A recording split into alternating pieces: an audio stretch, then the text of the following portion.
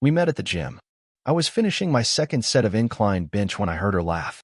That laugh, sharp, fake, too high-pitched. I hadn't heard it in a while. At least not in our house. I turned my head slowly, almost like my body already knew something my mind hadn't caught up with. And there she was, in tight black leggings, hair done up like she was heading to a photo shoot, standing too close to a guy who looked like he'd spent more time at the tanning salon than any man should. I watched them for a minute. Maybe two. She touched his arm when she laughed. He leaned in when he talked. And then, just loud enough to carry across the weight floor, he said it. Her kids call me a superhero. My chest got tight. My vision tunneled. But I didn't explode. Not yet. I walked over calmly, sat down right next to him on the bench like we were long-lost gym buddies. He blinked, a little thrown off. I stared straight into his cocky, overconfident eyes and said, "Let's end your story right." The punch came fast, instinctive. I felt the bones in my knuckles crunch against his jaw. He hit the floor hard. Dumbbells crashed around us. A woman screamed. Maybe it was her. I walked out calm as hell. Left him on the ground, her standing over him in shock, blood dripping from his lip, her mascara smudged, mouth open like she couldn't believe what just happened. Believe it, Tiffany. That was just the beginning. The next few days moved like a fever dream. Her family, the same ones who smiled at our wedding and toasted to forever, tried dragging me into court. Accused me of ruining her life. Claimed I stole her youth, her best years. Said I mentally abused her, stifled her potential, turned her into a housewife. They wanted the house, the cars, half my business. Her mother even had the audacity to tell the judge I forced her daughter to depend on me financially. Like I hadn't carried that whole damn family for years. But I came prepared. Screenshots, voice messages, GPS logs, bank statements, pictures, everything. I buried them in evidence. Her lover? Registered scammer. Had a criminal record longer than my arm. I won. And now they owe me. Every last one of them. $540,000. But let's rewind. Because none of this happened overnight. My name's Derek Matthews. I'm 39, run a marketing agency in Austin, Texas. Married to Tiffany, was, I guess, for almost 11 years. We had 2 kids. Or so I thought. More on that later. The signs started 6 months before the gym incident. Late nights. Girls' trips that didn't make sense. Suddenly dressing like she was single. A phone she never put down, even in the shower. I knew something was off, but denial is a warm blanket when you don't want to freeze. Then came the messages. The ones I wasn't supposed to see. She left her laptop open one morning, logged into Facebook. He sent her a voice message. I hit play. I can't wait till he's out of the picture. You deserve better. I'll take care of everything, even your little ones. They already call me their superhero. That word again. Superhero. I didn't sleep that night. Or the next one. I started noticing everything. How she flinched when I touched her. How she lied without blinking. Her perfume smelled different. Her routine changed. She didn't kiss me goodbye anymore. Just silence and the echo of footsteps. She'd already left me. She just hadn't told me yet. And then, that morning at the gym, it all snapped into place. This wasn't just some fling. She was replacing me. Piece by piece. I won't lie, the betrayal cut deep. But what came next? That's where things got brutal. You'd think someone cheating would at least be smart about it. But Tiffany? She was cocky. She thought I was clueless. Thought I'd never look. Thought I was too comfortable, too dumb, too in love. She didn't even erase her browser history. I found her burner Instagram account one night. That's how it started. I was upstairs in our room, folding laundry, her laptop on the bed. Notifications kept popping up, messages from people I didn't recognize. Username at glowwithtiff. And no, it wasn't skincare. It was full of bikini selfies, mirror pics from hotel rooms I didn't recognize, captions like, living my truth kiss mark, and, when you stop waiting for someone to treat you right, you glow differently. Comments from him. Name, Travis Blake. The same guy from the gym. Wish I was the sheets in that hotel bed. You look too good to leave this morning, face-blowing kiss. Damn. I'm addicted to your chaos. I felt sick. But I kept scrolling. Because when you're betrayed, pain is your only compass, and I was following it like a bloodhound. She took our kids to meet him. Disneyland. That weekend she claimed she was taking them to visit her sister in Denver. I found the e-tickets in her email. Flight to LAX. Photos she saved to her cloud but never deleted from the trash folder. Our daughter on Travis's shoulders, our son holding his hand. I don't remember breathing. That was the moment everything inside me cracked. Because this wasn't just cheating. It wasn't just Tiffany lying to me. She brought our children into this. She let another man pretend to be their father. She let him hear them call him dad. You ever felt rage so pure it makes your hands go cold? I copied everything. Screenshots, emails, photos, saved them to a drive and emailed it to myself. One copy went to my lawyer, another to her parents. I didn't care anymore. I was done playing dumb.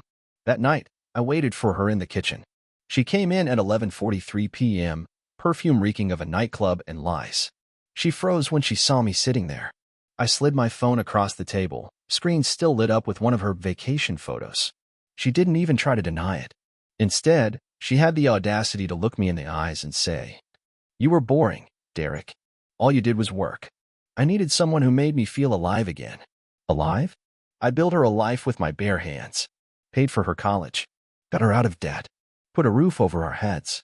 Took care of our kids when she went finding herself every other weekend. And I was boring? She walked past me like she was done with the conversation. Like I was a stranger in her house. But I wasn't done. Not by a long shot. Why him? I asked. What's he got that I don't? She smirked. He listens. He doesn't try to control me. And he actually knows how to treat a woman. Unlike you. Those words burned themselves into my spine. She said them like she meant them. Cold. Detached. Like I was nothing more than an obstacle in her new, exciting world. I didn't scream. I didn't cry. I just nodded, stood up, and walked upstairs. But that night, I didn't sleep. I planned. The next morning, the house was still. You could hear the damn silence. That heavy, eerie type that clings to the walls, like the calm before a storm, except the storm already hit, and I was just standing in the wreckage. Tiffany acted like nothing happened. She made coffee, hummed a song, walked around in her robe like we weren't on the edge of war. That smug look in her eyes, she thought I was bluffing.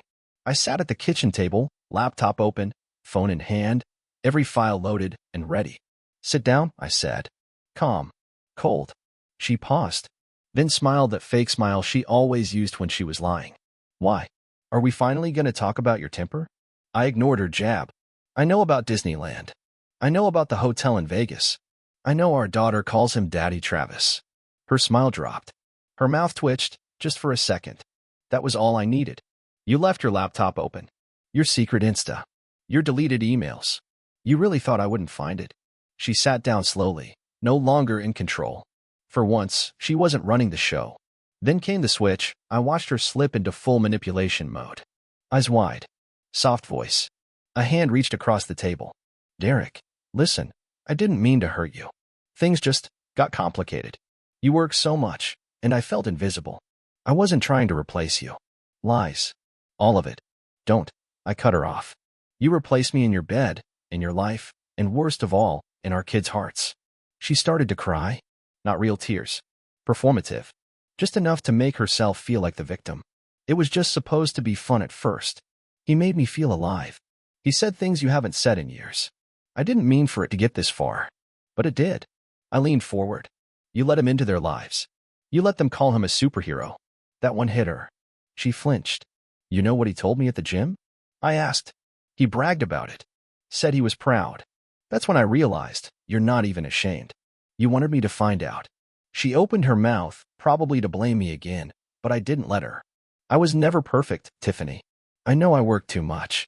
But I did it all for you. For us. I built a life so we wouldn't have to struggle. And you threw it away for some washed-up trainer with a six-pack and a criminal record. Her eyes narrowed. You don't know him. I laughed. Not because it was funny, but because it was pathetic. I know he's been arrested for fraud. I know he owes 3 women child support. And I know you let him around our kids. Boom. Silence. She didn't say anything. Didn't need to. I stood up. I've already filed for divorce. My lawyer's seen everything. So have your parents. That got her. Her face twisted. Rage. Panic. You bastard, she screamed. You're ruining my life. I walked out of the room while she was still yelling.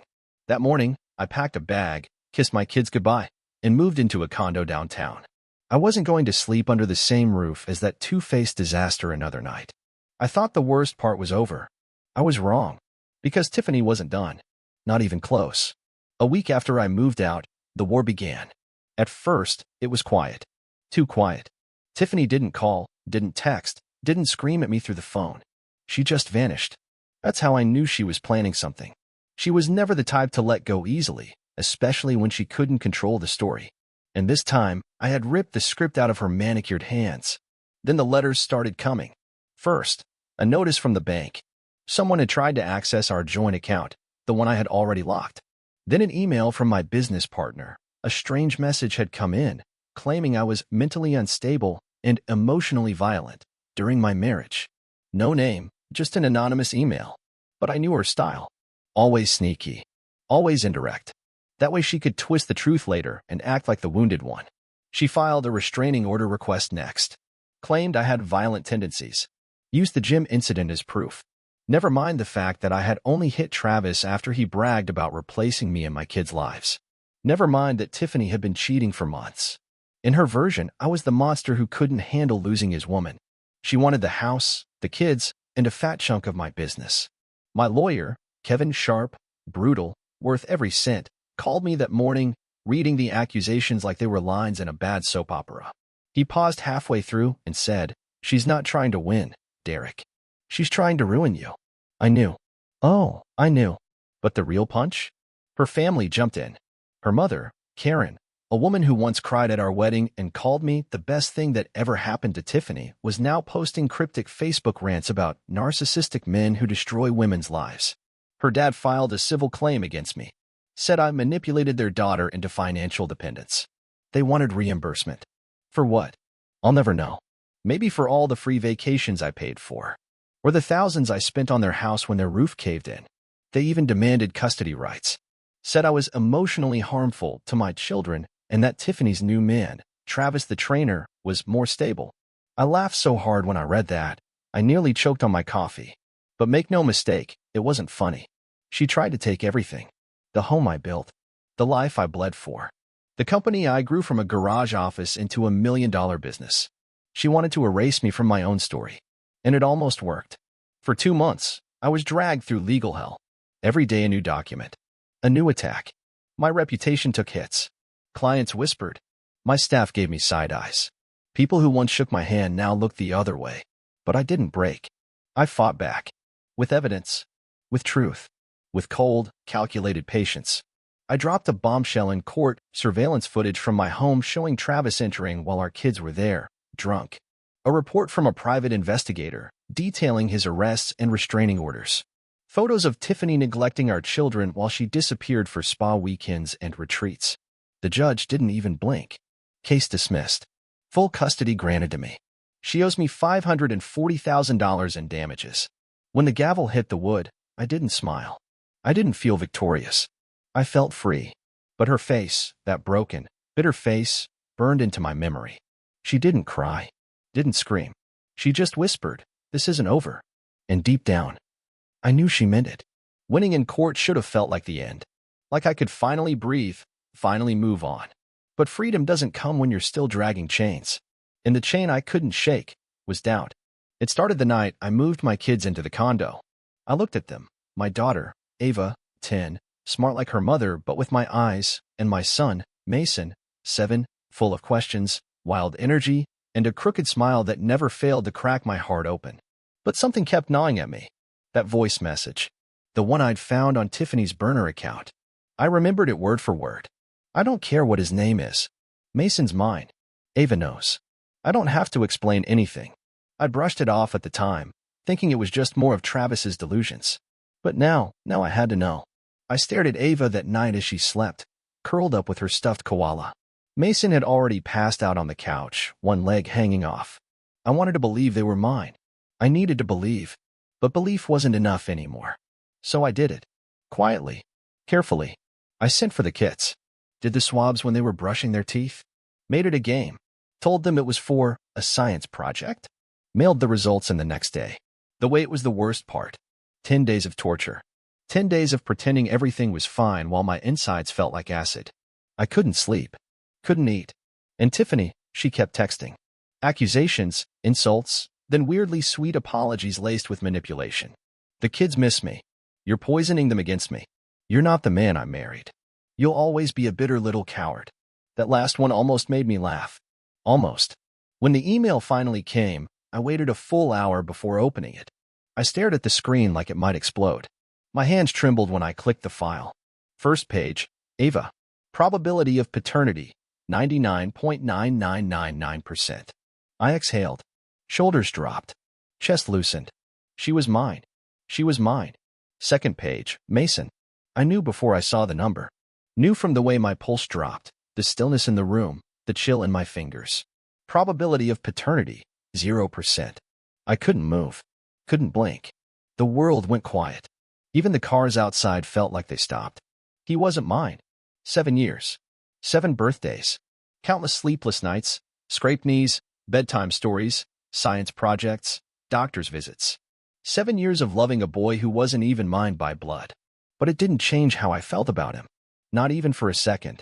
What it did change was how much lower Tiffany could sink. She knew. She had to. That message wasn't just some fantasy. Travis had claimed him because it was true. And she let me raise that boy. Let me love him. Let him call me dad while she laughed behind my back. I sent her a picture of the results. No words. Just the pages. She replied an hour later. I knew you'd find out eventually. Didn't think you'd actually check, though. You always acted like you were so pure. I didn't respond. There was nothing left to say. But in that moment, I made a silent vow, no more mercy. No more hesitation. I had already won in court. But now, I'd win where it really counted. Mason was still my son, even if she was never his mother in the ways that mattered. She lit the fire, but I was the storm coming after. 3 weeks after the DNA results, Tiffany called me. Not texted. Not emailed. She called. First time in months. I stared at her name flashing on my phone for a full minute. Thought about letting it ring. But curiosity, that damn curiosity, made me answer. Hey, she said, voice syrupy sweet like the last 6 months never happened. I was thinking maybe we could have dinner. Just talk. For the kids. The kids. She always used them like a weapon, like a pass to get back in the game after she'd burned the whole field down. I didn't say yes. But I didn't say no. I told her I'd think about it. For 2 days, I did just that. Not because I wanted to see her. Not because I thought we'd find closure. But because I wanted to look her in the eyes and see what was left. Of her. Of me. Of the wreckage we'd created together. We agreed to meet at a small Italian place on 5th. The same one we used to go to before we had kids, when love still felt like something solid. I arrived early. She was 10 minutes late, of course, always like making an entrance. And what an entrance it was. She wore a red dress that looked painted on, hair curled like she was trying to roll back time. Like she was still the woman I used to chase around the kitchen, not the stranger who stabbed me in the back with a smile. She slid into the seat across from me, smirking like she still held the upper hand. You look good, Derek, she said. Thinner. Less angry. I didn't smile. Didn't even blink.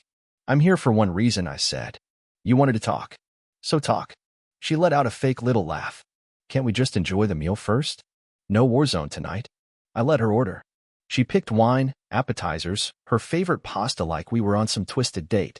I let her play her part. Let her pretend. I wanted to see how far she'd take it. Then came the lies. I've been in therapy, she said, swirling her glass like she was in a movie.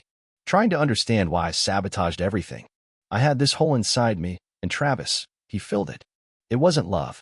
It was escape. I sipped my water. You let my son, our son, call him dad. That wasn't escape. That was destruction. She blinked. A flicker of guilt, or maybe just discomfort. But she didn't stop. I know I messed up, but I'm still their mother. I still love them, and I want to make things right. I leaned forward. Calm. Steady. Ice. You had your chance, and you threw it away the second you brought him into their lives. Mason's not even mine by blood, but I love that kid more than you ever loved anything that didn't have a price tag on it. Her eyes widened. The shock was real. I hadn't told her I knew yet. Until now. She froze. Derek. I did the test, I said. Don't bother lying. I sent it to you. She looked down. No fake tears. No rage. Just silence. Then, softly, I thought he was yours. At first, I repeated. But not for long. And you didn't tell me. You let me raise him anyway. That's what makes you the worst kind of person. Not the betrayal. Not the affair. The cowardice. She swallowed hard. Her voice came out tight. So what now? You hate me forever? We co-parent with daggers in our backs. I stood up. Threw 100 on the table. No. You fade out. You get your visits, your weekends supervised. And if you ever bring that clown near my kids again, I'll make sure he regrets ever learning their names." I walked out before she could speak. That was our last dinner. The night I buried whatever pieces of love still clung to her name. I thought she was done. I thought the dinner was the final act in a messy play that had dragged on too long. I underestimated her. Again, 2 weeks after that night, I got a call from Ava's school. The secretary's voice was stiff, rehearsed. "Mr. Matthews, there's been a situation." My heart sank. I dropped everything and drove like hell. I didn't know what I expected: an accident, a fight, maybe a bully. But when I got there, I saw Tiffany, standing in the front office, arms crossed, sunglasses on inside, smirking like a cat who just killed a bird and left the feathers on your bed. "What the hell are you doing here?" I snapped. "I came to pick up my daughter," she said, calm, smug. "It's my day." "No, it's not. We've got the schedule, court approved." She shrugged. "Plans change." I missed her. Thought I'd surprise her. That wasn't the worst part. Ava came out in tears. The staff had found her crying in the restroom, hiding after Tiffany had shown up unannounced, told her she was taking her home for good, and started spewing garbage about how Daddy only loves Mason because he's not really his. That's how she played it. Used Ava. Manipulated her little head just to claw back some control. I almost lost it. But not there. Not in front of my daughter. I filed a motion the next day. Emergency hearing. Full custody freeze. And I brought everything this time: the footage from the school, Ava's written statement, voice messages Tiffany had left in a drunken rant threatening to take back what's mine. The judge didn't need long. Supervised visitation only. Twice a month. No exceptions. Tiffany looked at me with pure venom that day in court. Her eyes weren't just angry, they were empty. Like something inside her had snapped and was never coming back. But even after that, she wasn't done. I started getting anonymous messages again. Fake emails from burner accounts. "You're not safe. Watch your back." She's not the only one who wants revenge. Cowardly little notes typed by someone who thought hiding behind a screen made them powerful. But I traced them. Hard someone. Same guy who got me Travis's arrest record. Within a week, we had an IP address. Guess who? Travis. The gym hero. The wannabe dad. The clown with a criminal record and a savior complex. Turns out Tiffany had fed him lies too. Told him I was abusive. That I'd brainwashed the kids. That I cheated first. He thought he was rescuing her. Now he was just another sinking piece of her shipwreck. I met him again. Not in court. Not at the gym. This time, in a grocery store parking lot. He didn't see me coming. "Her kids call me a superhero," he had said once. So I leaned into his window, stared him down, and whispered, "I'm the one who put your name on every legal blacklist in Texas. You ever message me again, I won't go to court next time. I'll go somewhere darker." He didn't reply. Just stared straight ahead, breathing hard. Cowards don't last long in the sunlight. That was her final move. A desperate, stupid play from a woman who thought the chaos she created would protect her from the consequences. It didn't. And now? Now I'm not just rebuilding. I'm thriving. There's something strange about peace when you've lived in chaos for so long. At first, it doesn't feel real. You keep waiting for the door to slam, the phone to ring, the lies to crawl out from under the floorboards. But eventually, the silence becomes normal. Healing doesn't come in one moment. It shows up in small pieces. A quiet breakfast with your daughter. A movie night with your son. A night where your heart doesn't feel like it's made of broken glass. That's where I am now. Not healed. Not perfect. But free. The war is over. Tiffany lost. And in losing, she revealed everything about herself. She doesn't call anymore. Doesn't write. I don't know if she's still with Travis. Honestly, I don't care. She became a stranger long before the affair. I just didn't want to see it. It took me a long time to understand that. When someone cheats, people love to ask, "Didn't you see the signs?" Yeah, I did. But love, or what you think is love, makes you blind. You excuse the late nights, the new clothes, the disappearing money, the sudden interest in her phone. You tell yourself it's just a phase, that she'll come back to you. But sometimes they don't. Sometimes they're not lost. They're gone. And the worst part? You're still there, holding onto a ghost. Tiffany was a beautiful lie I kept feeding. I dressed it up with memories, painted over the cracks, told myself we were a team. But we weren't. Not for a long time. I was her foundation, her ATM, her shield from the world. And when she got bored, she lit the house on fire and acted surprised when it burned. But I'm not bitter. I'm clear. My kids are safe now.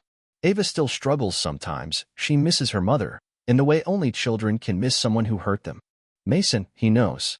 He doesn't ask questions, but he knows. He hugs me harder now. Looks at me longer, like he's making sure I'm still there. I always am. We talk more. About everything. We started a tradition, Sunday pancakes, just the three of us. I let them make a mess in the kitchen. Let them laugh too loud. I don't care. That chaos is the only kind I'll ever welcome again. As for me, I started running again. Got back into the gym. Not to punish myself, not to look better for someone else, but to feel strong again. Inside and out. I sold the house. The one she tried to take. Bought a place on the edge of town with a yard and no ghosts. I built a tree house with Mason last month. Ava painted stars on the ceiling. I also started therapy. Something I never thought I'd need. But it helps. Talking. Owning the pain without letting it own me. You want to know what I learned? Here it is, the truth I wish someone had told me sooner. Love doesn't mean sacrificing yourself to fix someone else's broken soul. Forgiveness doesn't mean giving them another chance to stab you. And loyalty, when given to the wrong person, becomes self-destruction. So if you're reading this, and you feel what I felt, that gut deep knowing that something's wrong, listen to it. Don't wait for the gym encounter. Don't wait for the DNA test. Don't wait until they leave scars on your kids. Walk away while you still remember who you are. Because trust me, losing her wasn't the end of me. It was the beginning.